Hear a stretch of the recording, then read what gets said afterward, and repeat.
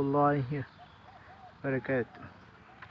সুপ্রিয় দর্শকবৃন্দ, আমি ফজরের নামাজ পড়ে চলে আসলাম আমার উচ্ছেদ জমিতে। আলহামদুলিল্লাহ খুবই ভালো ফল সেট হচ্ছে এখন। কিন্তু দেখুন কি করছে, ওইসে আলমেরে নষ্ট করে ফেলছে। এই মাছি পোকা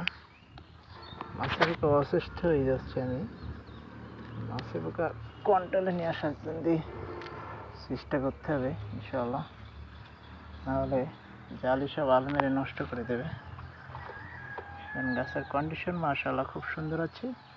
আর আপনারা মাছি পোকার জন্য ছবিকরণ ও ভলিউম এই দুইটা কীটনাশক আপনারা ব্যবহার করতে পারেন, তাহলে মাছি পোকার আক্রমণ থেকে আপনারা একটু রেহাই পাবেন ইনশাআল্লাহ।